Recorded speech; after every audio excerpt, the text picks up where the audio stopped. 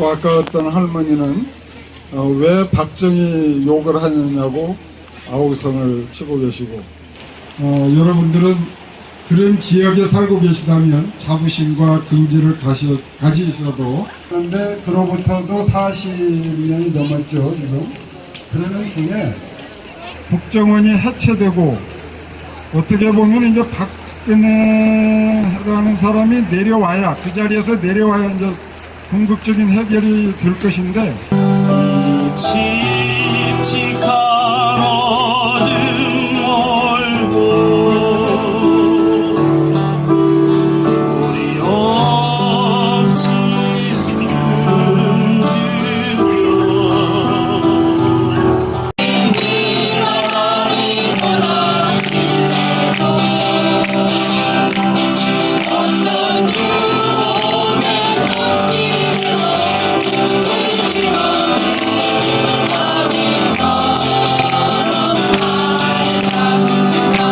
한 60년 동안 서로 싸웠으면 됐지.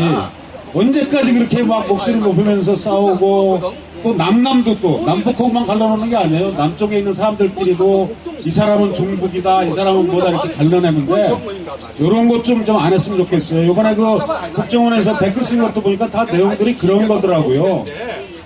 정말 돈 없고 백 없는 사람들에서 열심히 살아가고 정의롭게 살자고 주장하는 사람들을 다 빨갱이라고 또 종북 세력이라고 이렇게 몰아가고 그런 걸 보면은 너무 안타깝고요.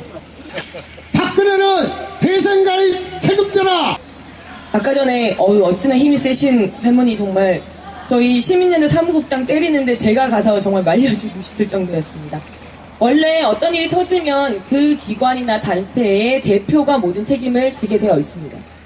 저는 국정원이 잘못했지만 국정원을 책임지고 있는 최고 책임자인 대통령이 당연히 이 문제에 대한 책임을 져야 한다고 생각합니다. 그런데 박근혜 대통령은 정말 고고한 척 단 한마디도 하지 않고 오직 하고 있는 말이라고는 나와는 상관없다는 말 한마디입니다. 저는 절대 책임 있는 대통령의 자세가 아니라고 생각합니다. 그리고 대선 개입 문제, 정쟁에 이용하지 말고 민생에 신경 쓰는 그런 국회가 됐으면 좋겠다고 주문을 한 대통령이 정작 수많은 민생 공약을 후퇴시키고, 아니 아예 지킬 생각이 없습니다. 기초노령연금, 무상보육 얘기 많이 합니다. 그것뿐만이 아니라 제가 쭉 찾아봤는데요. 교육 관련된 방과 후 돌봄, 교실 등등등 모든 공약이 지킬 의지가 없다는 것이 밝혀졌습니다. 뿐만 아니라 어르신들 경로당 난방비 지원 없어졌습니다. 저는 그런데도 여전히 이렇게 이야기하고 있는 박근혜 대통령의 거짓말, 민생 포기 정책에 대해서 이야기하고 있는 저희들에게 종북이라고 이야기하시면 안 됩니다. 기초노령연금 뺏은 거 저희 아닙니다. 경로당 난방비 뺏은 거 저희 아닙니다. 정확하게 보시기 바랍니다. 많은 분들이 답답하다고 이야기합니다. 그리고 이놈의 나라 어떻게 되려고 이러나 시국이 하수상하다고 이야기합니다. 그래서 이민이나 갈까? 이런 얘기를 하시는 분도 있습니다. 하지만 이민 간다고 별로 달라질 것이 없다고 저는 생각합니다. 어차피 자본주의가 이 세상의 모든 질서를 지배하는 사회에서 어디로 간들 우리나라만큼 안 답답하겠습니까? 저는 그래서 감히 말합니다. 희망의 바깥은 없다고 조종환 시인이 이야기한 것처럼 그 절망 안에서 진하게 뒹굴어야 다시 우리는 희망을 이야기할 수 있다고 감히 얘기하겠습니다. 그래서 그런 희망을 만드는 첫 자리가 오늘이 아닌가 합니다. 별로 위험스럽지 또 없기도 하고 위험스럽지도 않을 것 같긴 한데, 종박이 위험해요. 종박. 박이라 하면 무조건 저를 따라다니는 우리 종박 세력들. 저도 좀 불편하죠. 제가 박이에요, 형이. 그래서 저를 따라다니는 이 종박 세력들이 많이 있기도 하는데, 국정원이라든가 군대 어떤 부서에서 개입을 했다는 것은 심각한 민주주의 절차의 훼손이고, 그것은 이후에 어떤 정당이나 정파가 또한 정권을 잡아서 이용한다면 안 되겠죠. 이런 전례를 만든 거에 대해서는 국가의 책임자가 어떤 형태든 간에 사과를 하고 이후에 어떤 행태를 하지 않겠다 또는 하지 못할 제도적 장치를 마련했다라고 하는 것이 책임 있는 정치인의 모습이라고 봅니다. 적이 오거나 불리하다 싶으면 벌집을 옮기면 되는 것이다. 페로몬의 냄새는 강력하지. 무장해제된 전사들이 약에 취하여 정신을 차리지 못한다. 여왕이여, 반란에 대한 벌주를 달게 마시겠다. 그것이 비록 독주라 하더라도 마시겠다. 토하여 나오는 쓴소리를 뱉겠다. 다시 작대기를 들고 벌집을 쑤신다. 온몸이 퉁퉁 부어올라 시야가 보이지 않더라도 몸을 내어주고 너 여왕을 잡을 수만 있다면 쑤실 것이다. 시청이라든가 서울 광장에서만 진행되고 있는데 이 구단이 동네로 들어와서 이런 촛불 문화제 시국 기도회 같은 걸 하는 것은 제가 알기로는 송파가 처음인 것 같습니다. 그래서 지금 중앙의 촛불이 약간 힘들고 지치고 약간 떨어질 수 있는 이런 느낌이 하지만 지역에서 다시 이런 불을 만들어서 광장으로 다시 나가는 그런 계기가 오늘 됐으면 좋겠고요. 하나는 뭐냐면 여러분들 다 아시겠지만 작년 대선이 상당히 박빙이었습니다. 이게 이제 나쁘게 얘기하면 우리나라가 반반으로 나눠서 누구를 대통령을 만들자 막 이런 거였을 수 있지만 좋게 얘기하면 우리 사회가 그만큼 많이 소통하고 논의하는 구조를 만들어졌다는 것입니다. 하지만 이 과정에서 몇 가지 문제가 있었죠. 제가 생각하기에는 그렇게 생각하지 않으신 분들도 계시겠지만 제가 생각하기에 박근혜 대통령이 당선된 이유는 하나는 NLL 논란입니다.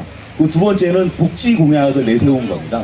NLL 논란 하나는 뭐냐면 이전에 노무현 대통령이 NLL을 포기했다 이런 거를 댓글을 막 달아가지고 그걸 국민들이 저런 대통령 뽑아서는 안 되지 그런 말을 만든 거거든요. 근데 그 댓글을 누가 달았냐면 국가기관이 했다는 것입니다. 국정원 또 국방부 이런 사람들이 했다는 것이니까 이게 이제 문제가 되게 심각한 거죠. 또 하나는 공약인데 박근혜 대통령이 아까 그 정의당 안숙현 의원도 말씀하셨지만 기초노령연금 같은 경우를 이제 준다고 공약을 내서 많은 분들이 지지를 받았습니다. 근데 지금 그걸 못하겠다고 하시는 겁니다. 예를 들어서 그게 어떤 말이냐면 12월 달에 대선했는데 그때는 돈이 있었고 한 6개월 지났는데 지금 돈이 없다는 겁니다. 이건 거짓말이죠. 할 생각이 없었다는 거예요. 그래서 어떤 상황이 생겼을 때 그 상황을 통해서 가장 이득 보는 자가 누구냐를 봤을 때 국민들은 당연히 박근혜 대통령이 가장 큰 이익을 받았다고 생각할 수밖에 없는 겁니다. 그래서 많은 시민들이 거리에 나와서 이 촛불을 들고 구호를 외치고 집회를 하는 거죠.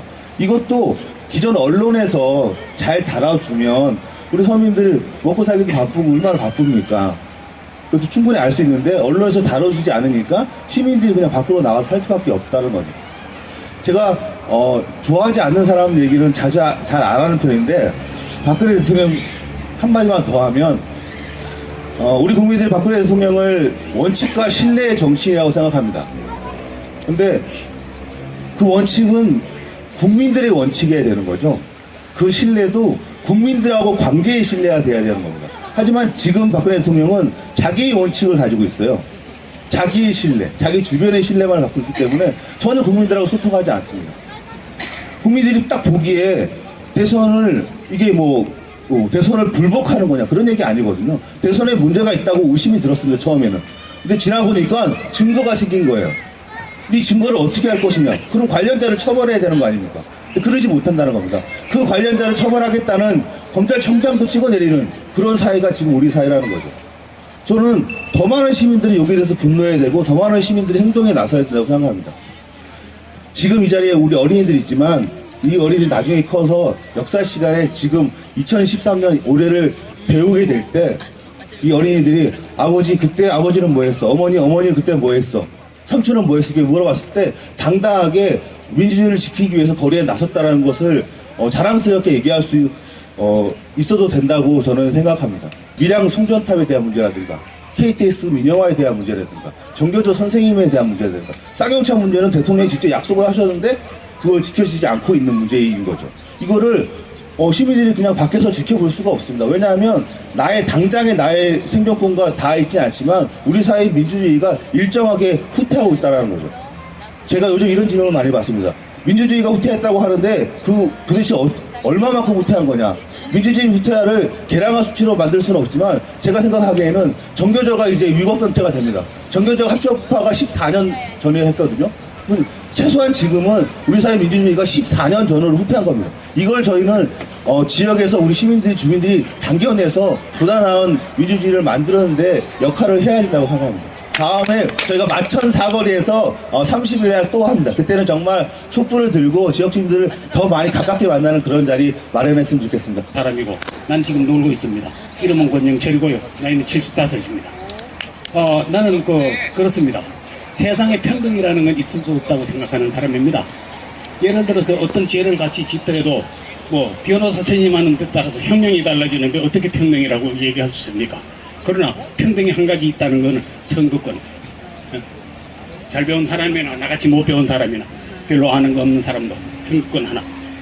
행사 똑바로 해야 됩니다. 이거 잘못하면 큰일 납니다. 그 말 하고 싶습니다. 그대 손짓하는 연이나 은하수 건너